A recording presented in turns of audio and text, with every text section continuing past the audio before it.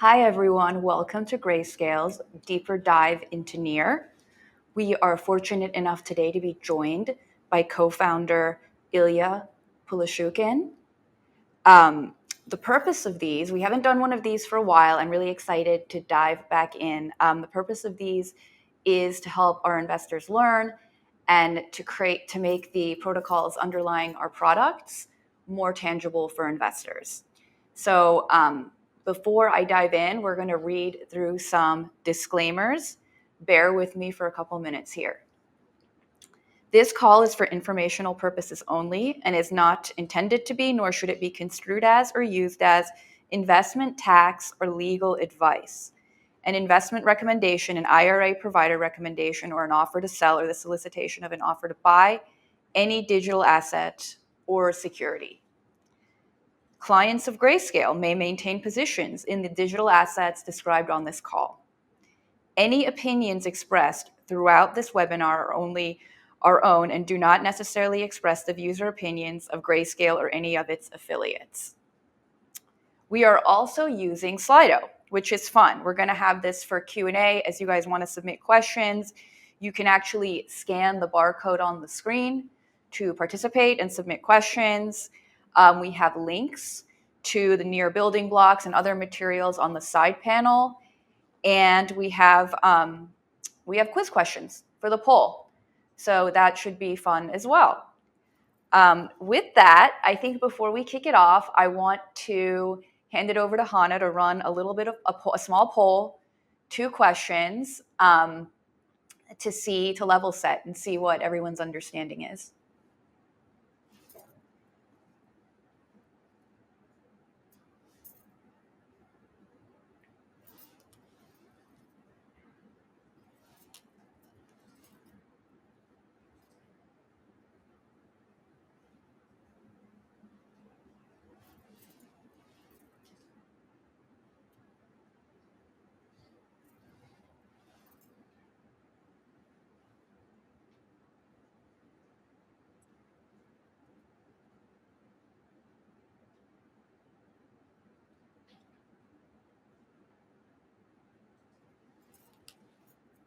Okay. So the first question, what is NEAR? NEAR is a blockchain focused on peer-to-peer transactions, publicly traded blockchain-based crypto network with smart contract functionality, anything that is proximate, or a blockchain-focused summit to discuss the nuances of Jupiter's most habitable moons.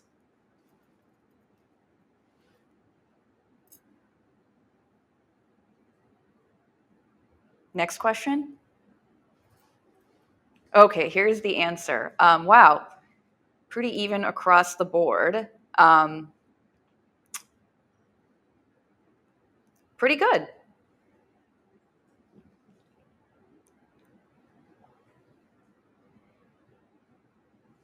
Question number 2. In what year did the NEAR mainnet go live? 2021, 1857, the year 2020, or 2018?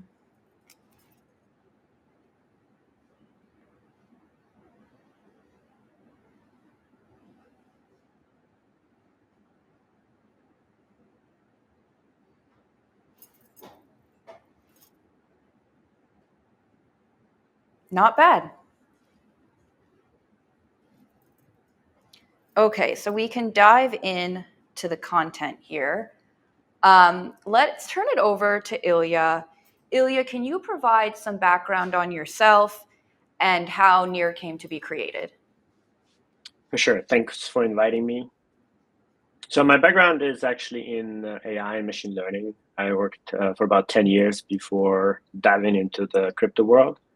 And kind of my probably most known work at Google Research is so-called paper Attention is All You Need, which introduced transformers, the technology that's powering right now GPT, ChatGPT, Midjourney, Gemini, and everything else. And so kind of my background is really around deep learning research, understanding natural language, and bringing that to the user. Now, I left Google and we started actually Near as an AI company. It was originally Near AI, and we were teaching machines to code. We wanted to really change how we interact with computing by going from, you talk to a developer and developer building code to be able to directly build software for any user, for anyone in the world. Now, in 2017, that still sounded like science fiction. And now we know this is possible, and obviously a lot of folks are working on this in different directions. But we were trying to engage a lot of people, mostly computer science students around the world, to help us gather training data. And there's a challenge actually with paying them because they were from China, from Eastern Europe, from other countries that they not always had banks accounts. US kind of company has sometimes challenges sending money to some of them. And so we ended up actually stumbling on, looking into blockchain as a solution for our own problem, which is, a micropayment at scale. And even back then, so this was 2018, the challenge was that the prices of transaction fees on Bitcoin and Ethereum were already way too high for what we were trying to do. And, even as like a few thousand people we were engaging, this would be extremely expensive. It sometimes actually was higher than what we were paying them kind of for the work. So, diving into the blockchain space, like trying to understand why is that true. Being from a background, my co-founder built a sharded database called Single Store, which is used by Fortune 500 companies. I'm coming from Google, where everything is sharded and kind of built to scale. We were kind of baffled by the design space that was explored in crypto. And so we ended up focusing our efforts on solving this problem. How do we build something that's truly scalable, can actually scale to 1 billion users or above, that is easy to use, right? Imagine, again, back then, especially, it was to use any application, you needed to go through 33 steps of installing and then buying some crypto, even if we wanted to pay you some crypto, right? You needed to buy first some crypto to interact with the app so that the app can pay you crypto, which is like very, very not intuitive either way. And finally, solving the developer experience as well, because again, back then, I remember setting up Ethereum environment, and it took me like 8 hours, I think, to get it to work. And so we really optimized for kind of developers being able to hit the ground running using traditional programming languages. So that's kind of how Near started. Obviously, evolved since then, and kind of the way we outline our vision is that we want all people in the world to own their assets, data, and power of choice. And so it's a very broad vision. It's really bringing kind of a new type of internet, and we can dive in some of the things we're doing now. Great. Well, so we're going to touch more on the AI part later. We're definitely going to be talking about sci-fi. I'm just kidding. We're not, unfortunately. But to that point, I want to take a step back. So kind of to just the what is Near today, give me, a 30-second overview on smart contracts, and then explain the protocol to me as though I were a 5-year-old. So Near today is this developer platform that enables everything from, micropayments, loyalty, new asset issuance, and like identity provenance, data provenance, and many other use cases, right? It's a very versatile platform.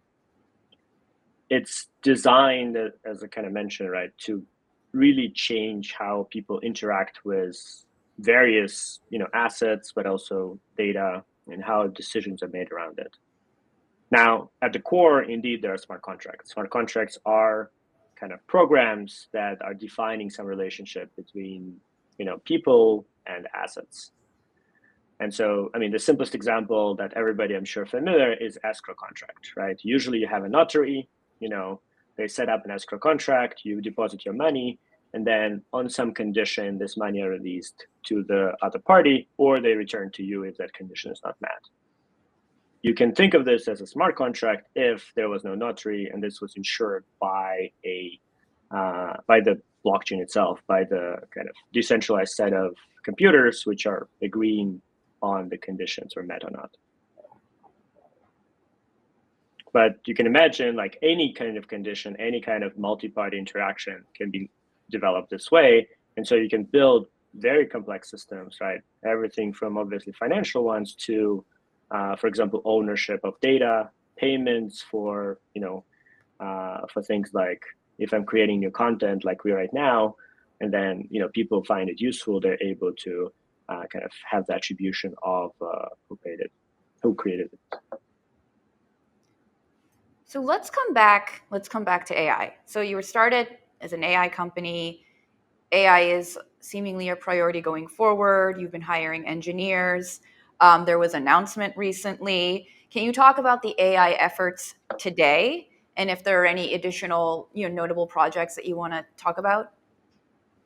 Sure. Yeah. So the way kind of we've used this, I mean, all of these technologies are just underpinning of this broader vision, right? And the blockchain, I would say, has established the core infrastructure, but it's actually failed to deliver on, bringing this to the end user, right? In a lot of cases, users are, struggling to figure out how to use this.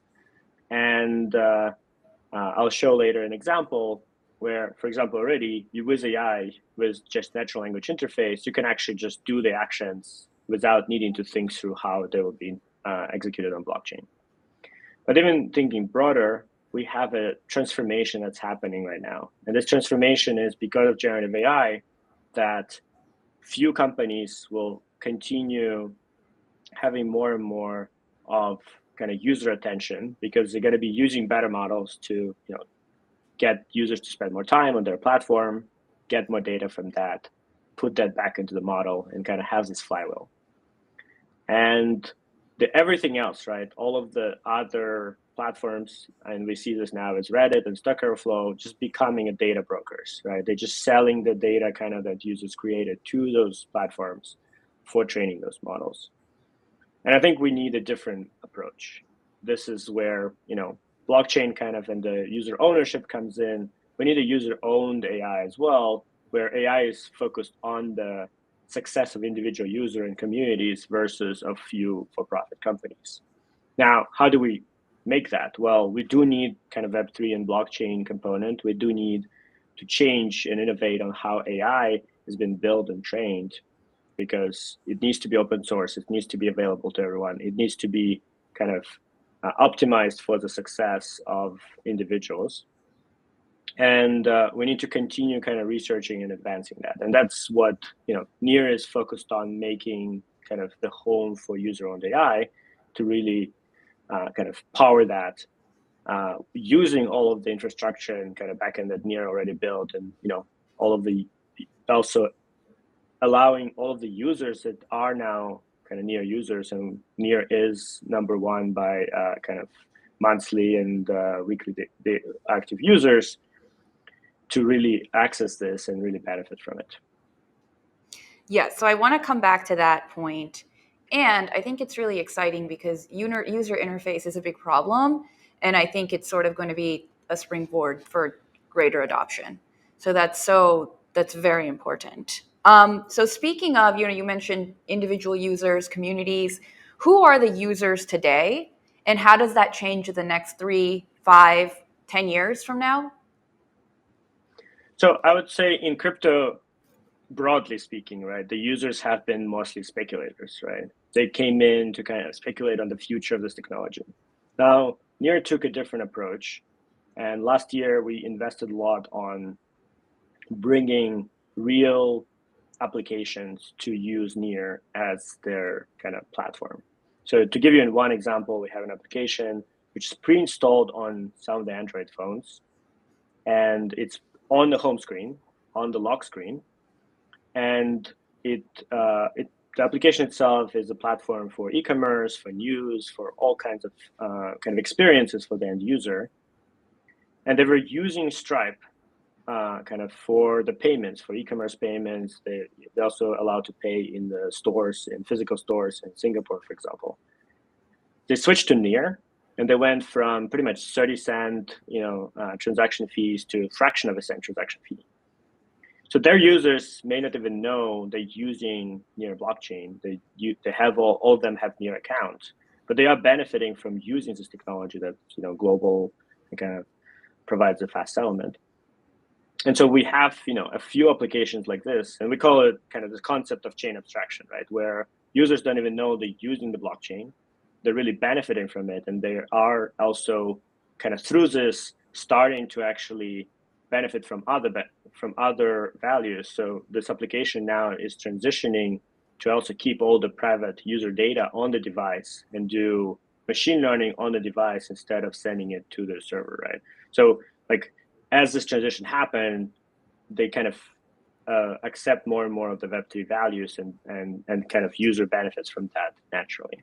So that's generally the approach we've been taking, is to, instead of kind of growing the maybe existing crypto user base, to really go and kind of bring massive amounts of users, right? This is over 8 million users in that application's case.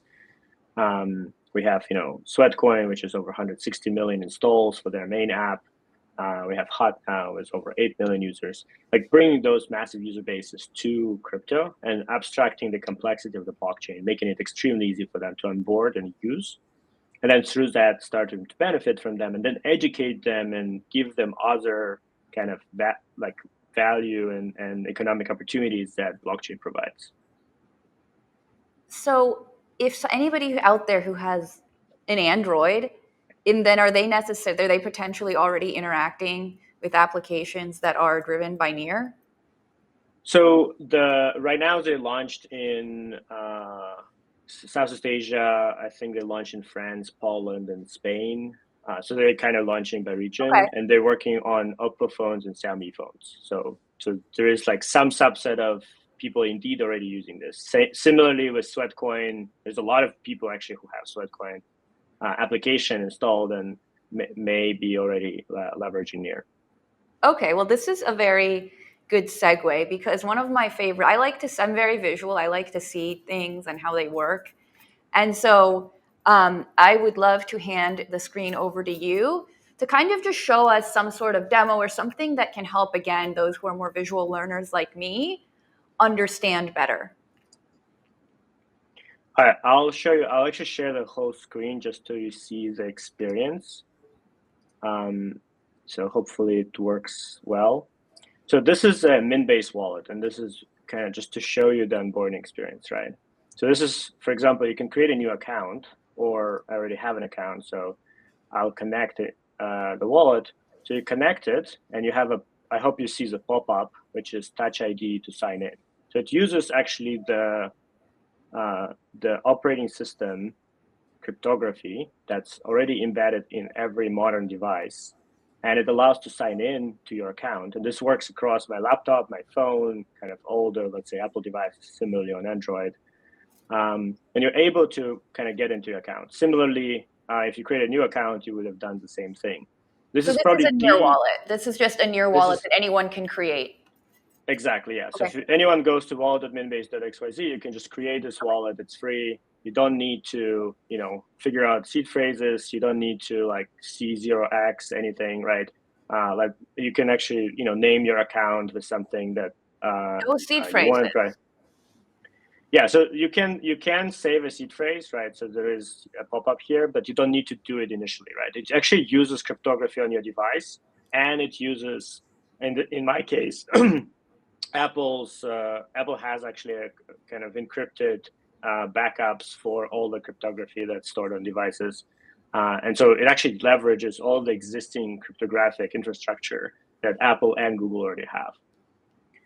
And so now you are here, right? You can, for example, send. I have some Near here, so you can send some Near, for example, to another of my account, and it kind of shows you what you're gonna do. The fee is I don't even know, like 4 zeros 5 of Near somewhere around 7 right now. So it's like a 1/100th of a cent kind of price to send this.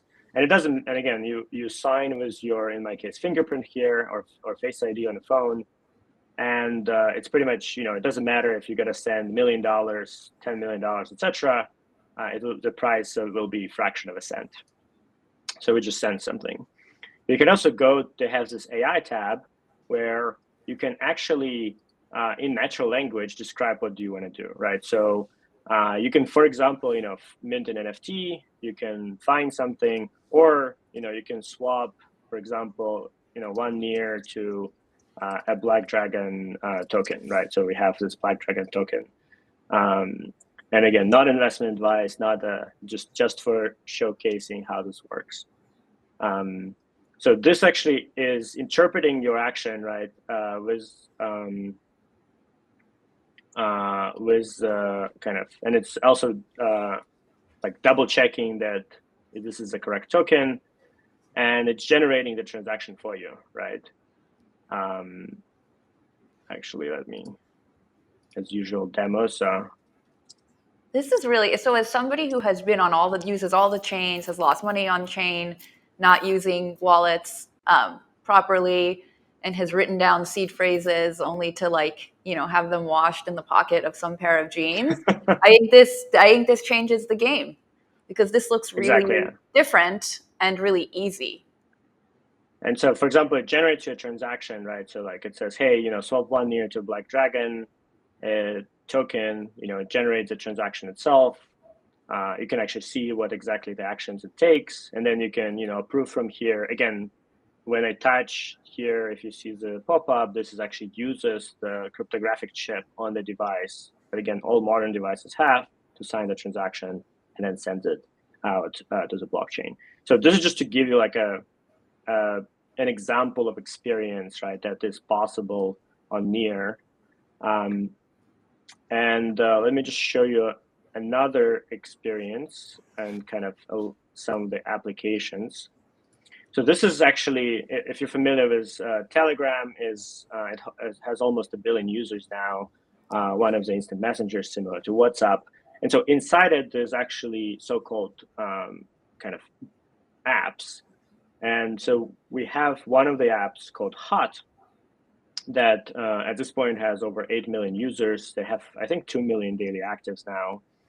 And so it serves as a wallet. So this is my, for example, account. I have some tokens here, but most importantly, it actually has all the applications. So in a way, it serves as an app store, right?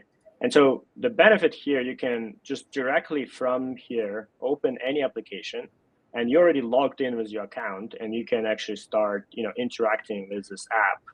Again, you didn't need to like find the application. You didn't need to verify that it's like secure or not. Didn't need to connect your wallet, figure out where your wallet is, right? Everything is in one experience.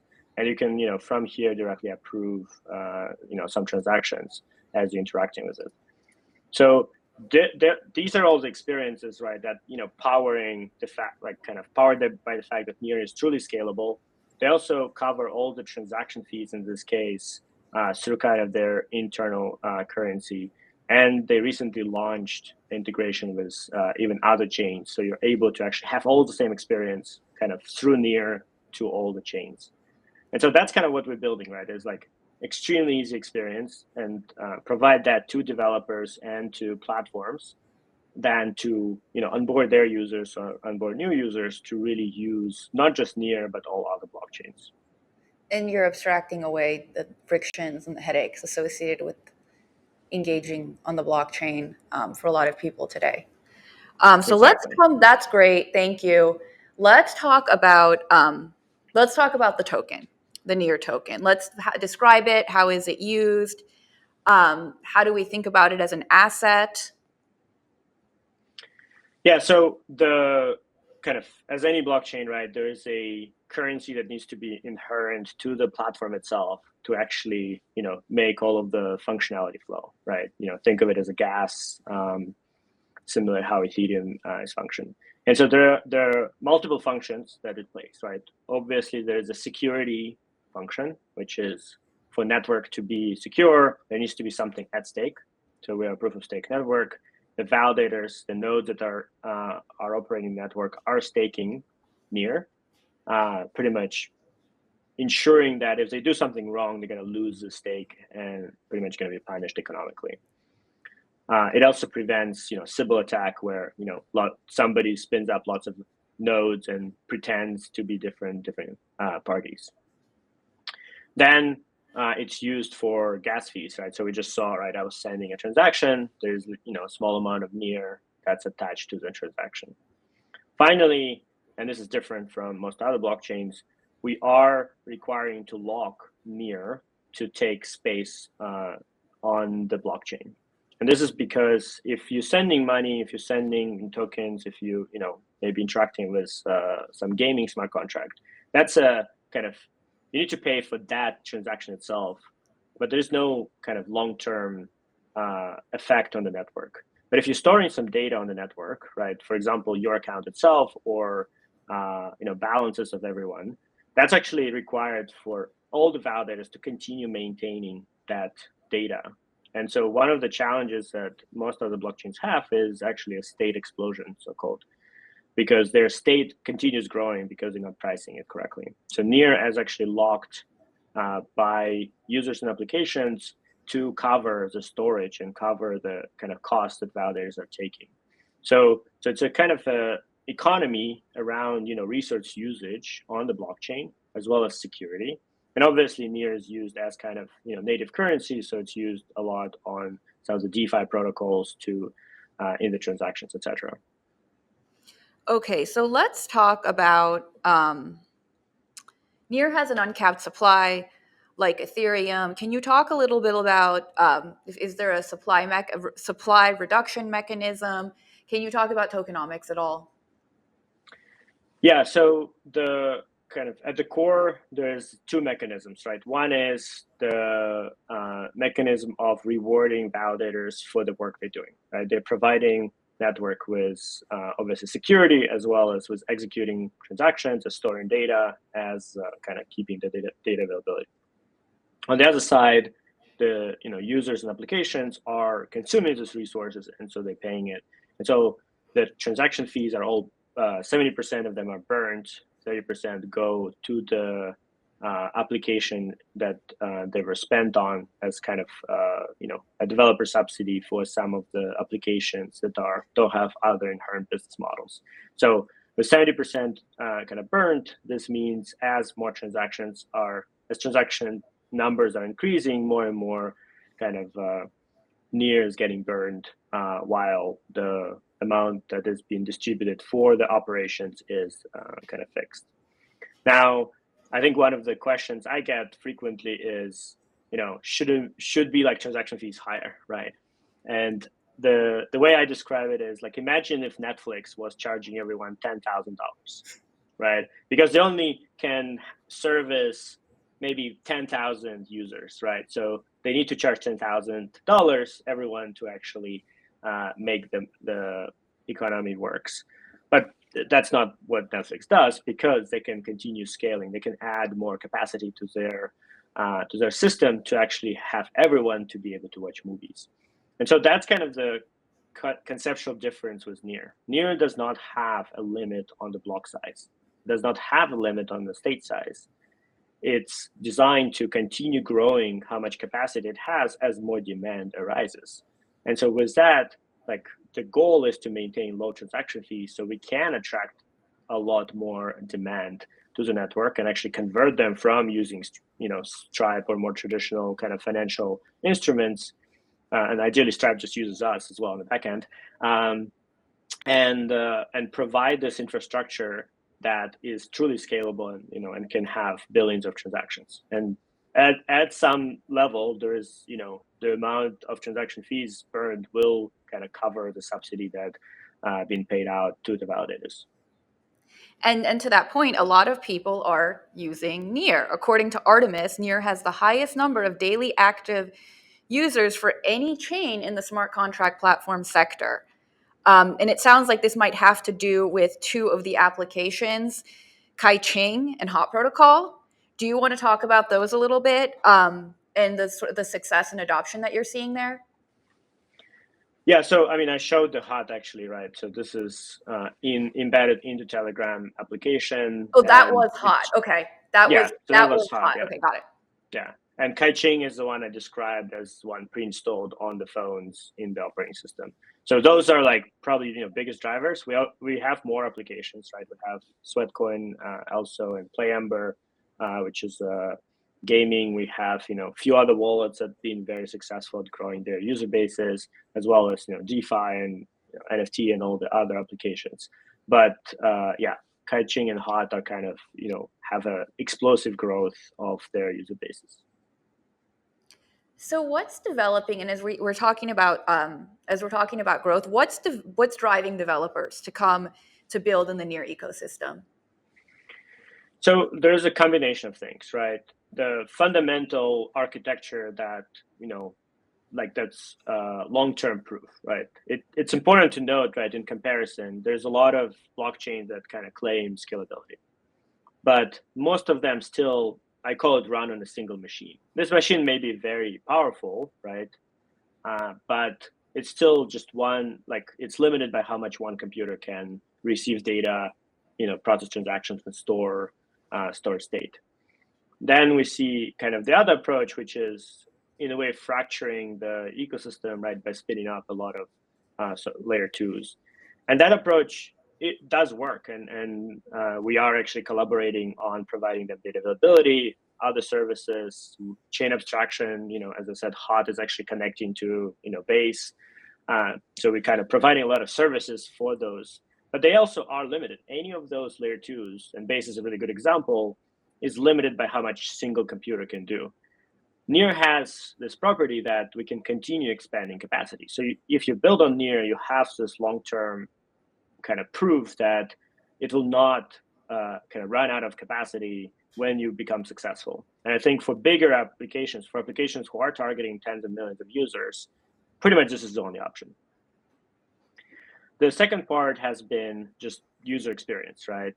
Again, if you want to onboard not existing crypto users who are familiar with wallets and who maybe still lose money, but like at least familiar with all the mechanics,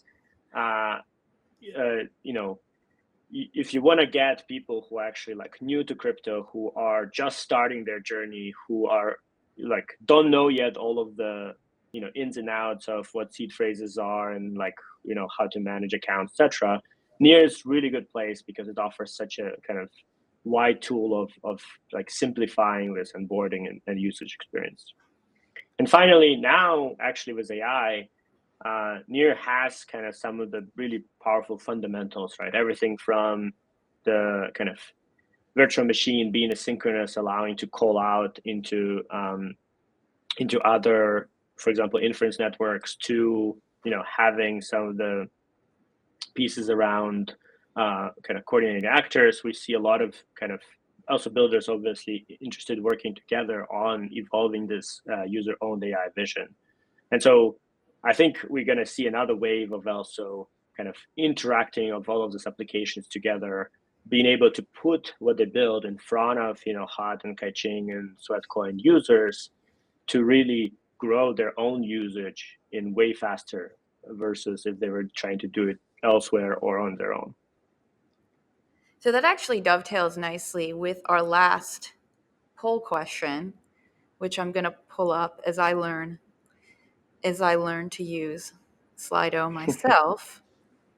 You know what? It's not popping up. So let's come back to that. Let's go back to our questions. Let's just move along here. Okay. Smart contracts, you've explained.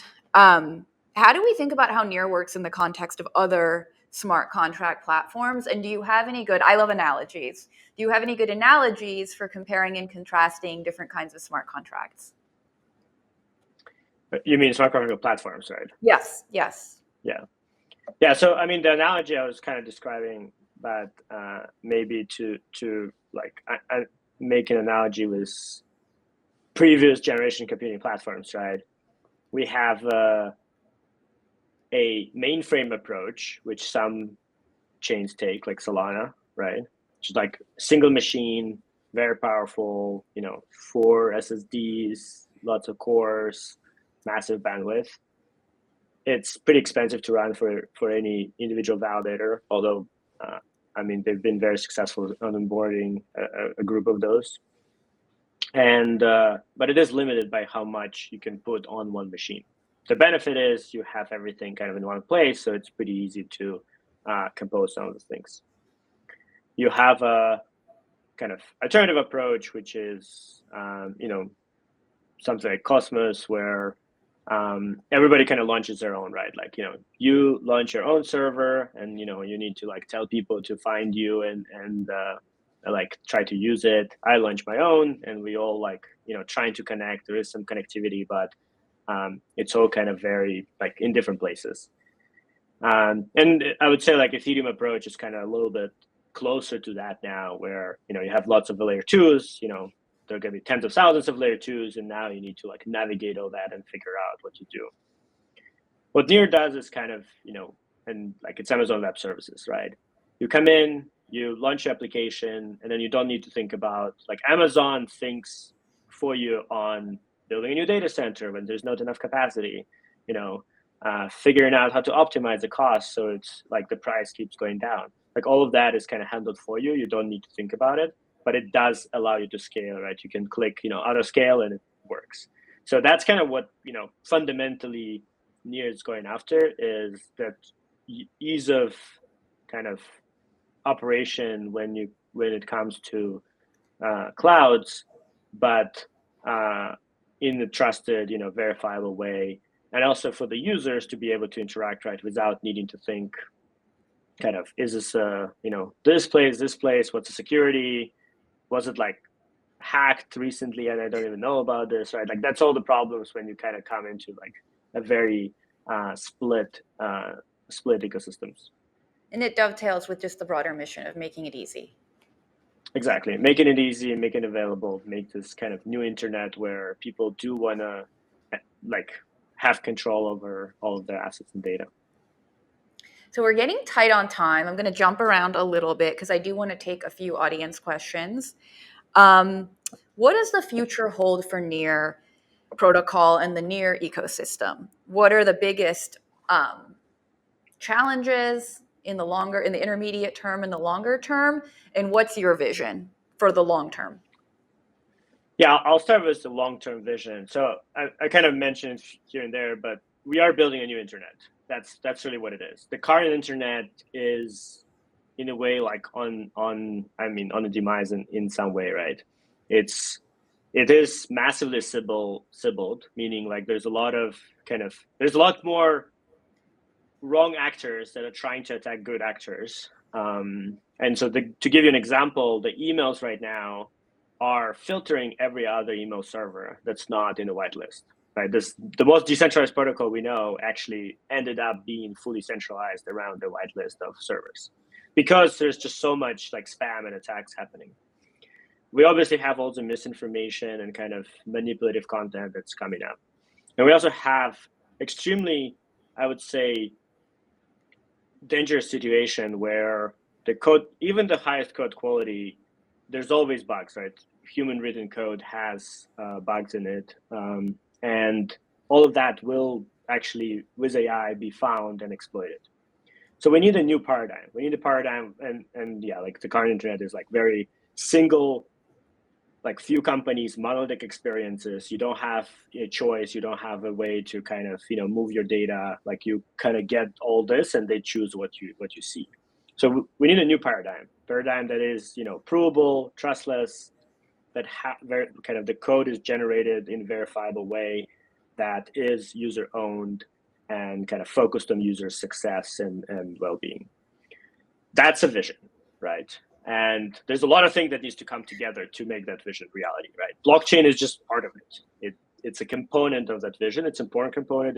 It has all the monetary system. It has all the verifiability. It has the identity, and kind of a lot of things get rooted into it.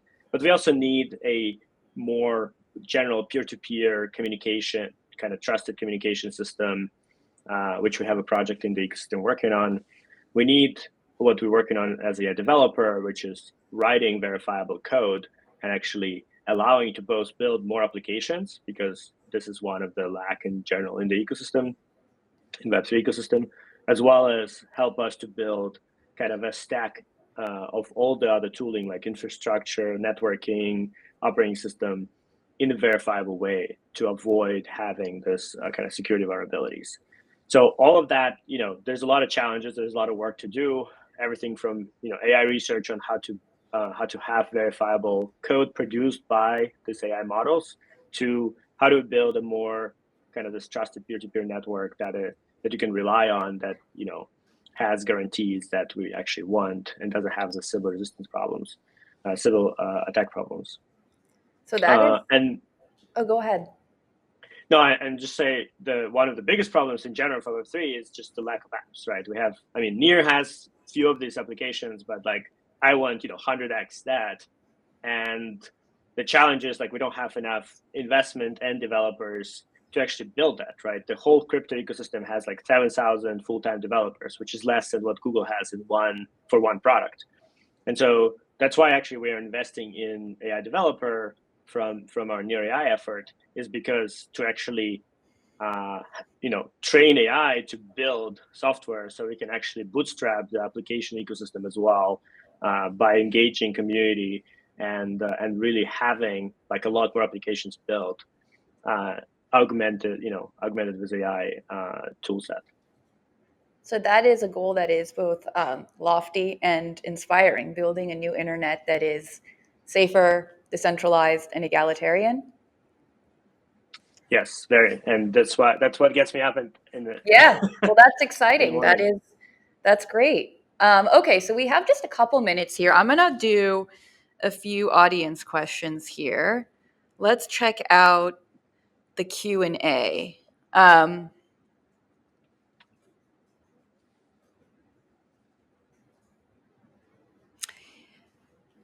In the blockchain trilemma, it seems that Near is prioritizing scalability with sharding. But does this come at the expense of decentralization and security? Yeah, that's a frequent question we get. The approach we're taking, and we actually are releasing kind of a next milestone of our sharding design in about a month, is what we call stateless validation. And so this is the idea that indeed you cannot have every single computer on internet verify every single transaction. That's the whole point, that doesn't scale. And so you also don't want to have completely separated networks where you need to trust that everybody there nobody got malicious or the whole thing didn't get malicious. And so what we do is we have different nodes produce so-called we call them chunks, parts of the block, right? And then they get routed to a random set of other validators to verify. And to make that happen, you actually need to add all of the state that the transactions in this chunk have touched to actually validate it without needing to track that shard. But what it allows to do to have, we can have tens of thousands and hundreds of thousands of validators. You can, send it to any subset of them to validate for any shard.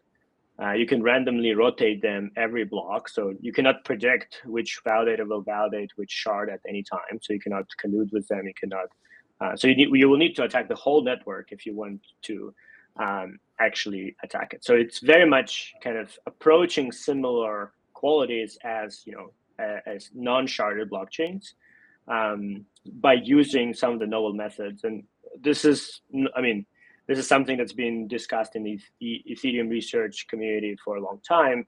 We actually have it implemented and kind of going to be launching, final pieces of this in mainnet. But this is how we're addressing and actually allowing to even have more decentralization, because ideally what I want is you're able to open a tab in your browser, which will connect to the network and start validating, right? So you'll be able to have a transient kind of node, because you don't need to keep the track of the whole blockchain. You need only to verify at a time only that specific block. And that's kind of allows to have a lot lighter nodes, which means you can have a lot more of them, which means you can have a more secure network. So in a way, actually, by leveraging this, we are becoming more decentralized and more secure. That's awesome. So unfortunately, we are at time. I want to say thank you, Ilya. This has been amazing. Really appreciate you joining us today. I thank you, everybody, for dialing in.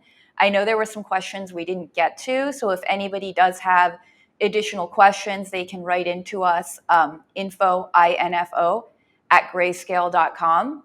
And with that, I hope everyone has a great rest of their week. Thank you for inviting me.